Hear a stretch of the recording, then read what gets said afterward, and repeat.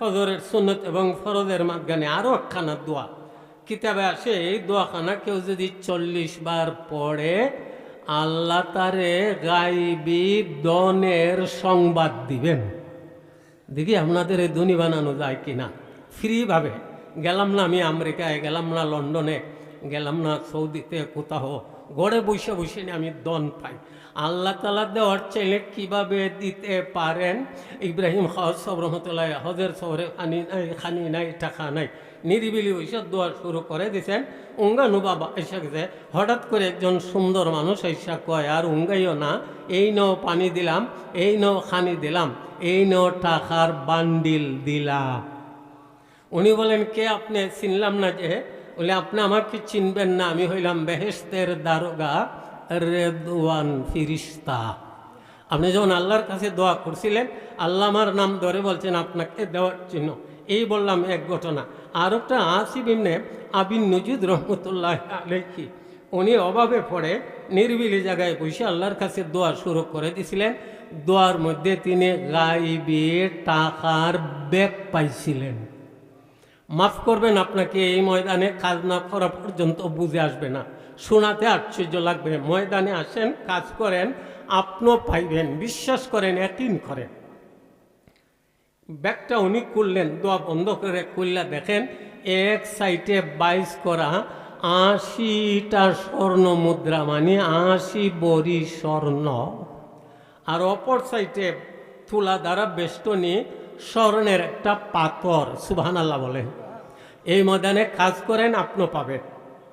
মেরে মাহতারম, তাইলে আল্লাহ তাআলা কিভাবে দিবেন? আপনি আমলে আসেন, আপনি ফজরের সুন্নত এবং ফরজের মাঝখানে ওই তাসবিহানা 100 বার, সুবহানাল্লাহি ওয়া বিহামদিহি সুবহানাল্লাহিল আযীম আস্তাগফিরুল্লাহ।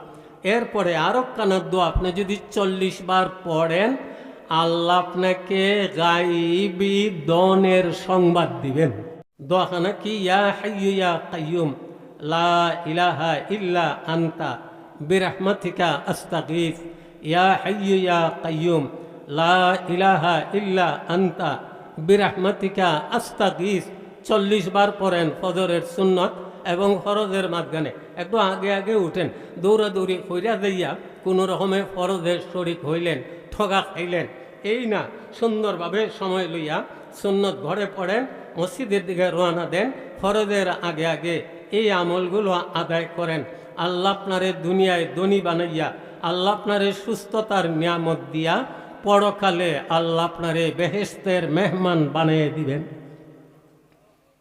নামাজ সারছেন, নামাজ পড়া আপনার শেষ, এখন বসেন ফজরের পরে 25 পারায় সূরায়ে শুরা এর 19 নম্বর আয়াত, আল্লাহু লাতীফুম বিইবাদিহি ইয়ারযুকু মান ইয়াশা ওয়া হুয়াল কাউইয়ুল আজিজ।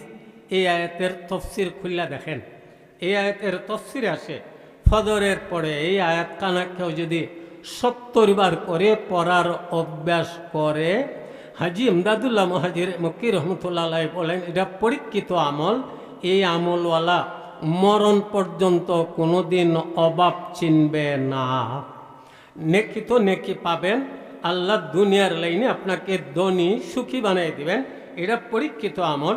25 পারার সূরা শুরার 19 নম্বর আয়াত, আল্লাহু লাতীফুম বিইবাদিহি। অর্থ এত সুন্দর, আল্লাহ বড়ই মেহেরবান বান্দাদের প্রতি। আল্লাহ কেমন মেহেরবান কিতাবের মধ্যে আসে, তবুক এলাকায় একটা মানুষ ঘোরাফেরা করতেছে, হঠাৎ করে হুঁচট খাইয়া পা পিছলে যাইয়া পুরাতন কুয়ার ভিতরে পড়ে গেছে। কেউ দেখে নাই, ডাকলে কেউ শুনবে না, মরণ চারার উপায় নাই। হে মরণেরই চিন্তা করতেছে।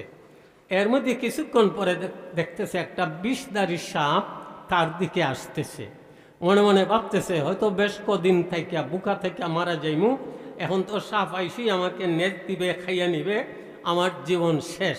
হে এই চিন্তায় সাপটা তার কাছে আসার পরে দেখা যায় খাওয়ার ভাব না, বরং তার লেজের অংশ দ্বারা তার শরীরের মধ্যে ফেস লাগাইয়া আস্তে আস্তে উপর দিকে উঠায়। উপর দিকে উঠাইয়া নিরিবিলি জায়গায় তারে রাইকা লেদের ফেস ছাইরা দায়, আর তার বাসায় কয় পড়ছিলে, ভাবছিলে কেউ দেখে নাই, আল্লাহ দেখছেন। ভাবছিলে তুমি মারা যাবে, আল্লাহ তোরে বাঁচাইছেন, আমার দিকে ভাবছিলে আমি তোরে খাইয়া নিমো। শুনলে আল্লাহর বন্দা, তোমাকে কেউ দেখে নাই, আল্লাহ দেখছেন। আল্লাহ আমার অন্তরে ঢাইলা দিছেন, এরে সাপ তোমরা মানুষের দুশ্মন, আমার বন্দা কয় পড়ে গেছে, কেউ দেখে নাই, আমি আল্লাহ দেখছি। ভাবতেছে সে মারা যাবে, আমি আল্লাহ হুকুম দিলাম তুমি সাপ যাইয়া এইভাবে নিচের লেদের ফেস দ্বারা তারে উঠাইয়া তারে কিয়ামত পর্যন্ত আনেওয়ালা মানুষদের জন্য যেন একটা ওয়াজ হয়ে যায়। আমি আল্লাহ এত মেহেরবান, আমি বাঁচাবার চাইলে বিষদারি সাপ দিয়েও একটা মানুষকে বাঁচাইতে পারি। আল্লাহু লতীফুম বিইবাদিহি ইয়ারযুকু মান ইয়াশা। ইয়ারযুকুর অনেক অর্থ আসে, একটা অর্থ হইল আল্লাহর সুস্থতা নিয়ামত দেন। আল্লাহর যারে আল্লাহর সুস্থতার নিয়ামত দেন, এ যেন আল্লাহর পক্ষের বড় রিজিক পাইল। ইয়ারযুকুর এক নম্বর অর্থ হইল সুস্থতার নিয়ামত, যে মানুষটা সুস্থ পৃথিবীতে সে এক নম্বরের সুখী। দুই নম্বরে ইয়ারযুকুর অর্থ আসে আল্লাহ তারে এবাদত বন্দেগীর তৌফিক দিবেন। আল্লাহ যারে এবাদত বন্দেগীর তৌফিক দিলেন, এ বড় সুখী, এ বড় কপালওয়ালা, এ বড় ভাগ্যবান।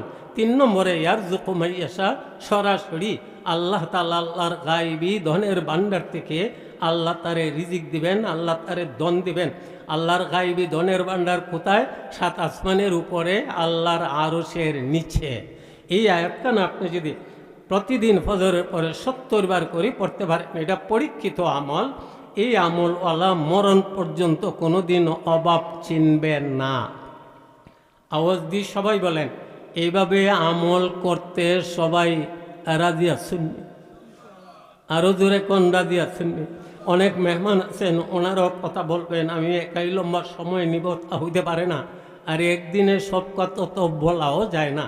আমাদের ওদিকে 5 দিন 7 দিন তফসির হয়। এভাবে আপনারা ইন্তজাম করলে একটা বিষয় কিছু বোঝানো যাইত।